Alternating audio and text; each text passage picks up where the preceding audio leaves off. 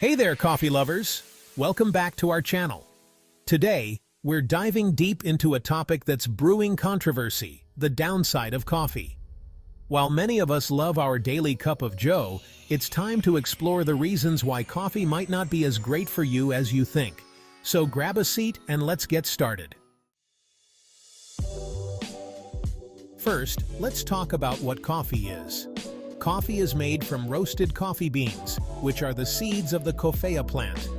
The most common type of coffee is Arabica, known for its smooth flavor, while Robusta tends to be stronger and more bitter. The caffeine content in coffee can vary widely, but it generally ranges from 80 to 200 milligrams per cup. But what does caffeine actually do? Caffeine is a stimulant that affects your central nervous system. It can temporarily boost your mood, increase alertness, and even enhance physical performance. Sounds great, right? Well, not so fast. Let's break down some of the negative effects of coffee consumption. One of the most common complaints among coffee drinkers is anxiety. Caffeine can significantly increase anxiety levels, particularly in those who are sensitive to it. Studies have shown that high doses of caffeine can trigger or exacerbate anxiety disorders. When you consume caffeine, it stimulates the release of adrenaline, the fight or flight hormone. While this can give you a quick burst of energy, it can also lead to feelings of nervousness and jitteriness.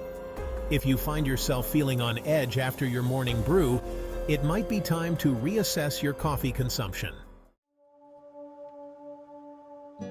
Next up, let's talk about sleep.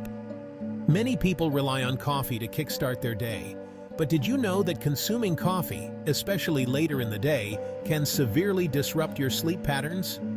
Caffeine can stay in your system for several hours, and having a cup in the afternoon could mean tossing and turning at night.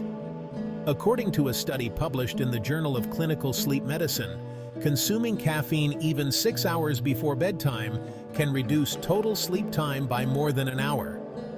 If you're struggling with insomnia or restless nights, your coffee habit might be a contributing factor. Moving on to our next point. Digestive issues. Coffee is highly acidic, which can lead to gastrointestinal problems for some people. It can cause stomach upset, acid reflux, and heartburn. If you find yourself running to the bathroom more often after your coffee, you're not alone. The acidity in coffee stimulates the production of stomach acid, which can irritate your digestive tract. Moreover, for some individuals, coffee can act as a laxative.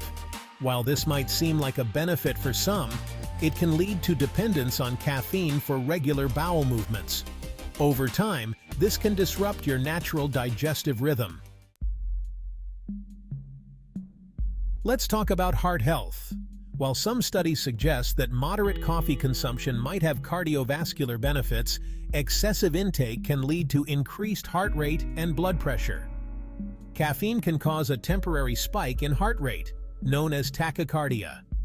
For people with pre-existing heart conditions, this can pose significant risks.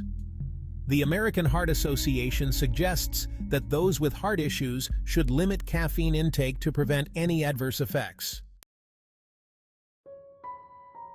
Now, let's discuss dependence and withdrawal. Have you ever missed your morning coffee and felt a headache coming on? That's your body reacting to caffeine withdrawal. Regular coffee drinkers can develop a tolerance, meaning they need to consume more over time to achieve the same effects. When they don't get their usual fix, they might experience headaches, fatigue, irritability, and even mood swings. This cycle can create a dependence that's hard to break, making it challenging to cut back on your coffee intake. Did you know that coffee could potentially affect your bone health? Research suggests that high caffeine intake may interfere with calcium absorption, leading to weaker bones and an increased risk of fractures. If you're a heavy coffee drinker, it might be worth considering how it impacts your calcium levels, especially if you don't consume enough dairy or other calcium-rich foods. Maintaining strong bones is essential for overall health, so this is an important point to keep in mind. Coffee consumption during pregnancy is another crucial topic. High caffeine intake has been associated with an increased risk of miscarriage, preterm birth, and low birth weight. Health experts recommend that pregnant women limit their caffeine intake to about 200 milligrams per day, which is roughly equivalent to one 12-ounce cup of coffee. If you're expecting or planning to become pregnant, it's best to consult your healthcare provider about your coffee habits. So, what can you do if you're looking to cut back on coffee? Fortunately, there are plenty of alternatives.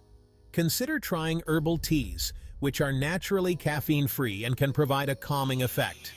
Matcha, a powdered green tea, offers a gentler caffeine boost along with antioxidants. And of course, decaf coffee is always an option for those who love the taste but want to reduce their caffeine intake. In conclusion, while coffee can provide a quick energy boost and some health benefits when consumed in moderation, it's important to be aware of its potential downsides. From anxiety and sleep disruption to digestive issues and dependence, coffee might not be the miracle drink we often think it is. So if you love your coffee, consider moderating your intake and being mindful of how it affects your body. Remember, balance is key to a healthy lifestyle. Thanks for joining us today. If you found this video helpful, don't forget to like, subscribe, and hit that notification bell for more health and wellness tips. Share your thoughts in the comments. How do you feel about coffee now? Until next time, stay healthy and happy.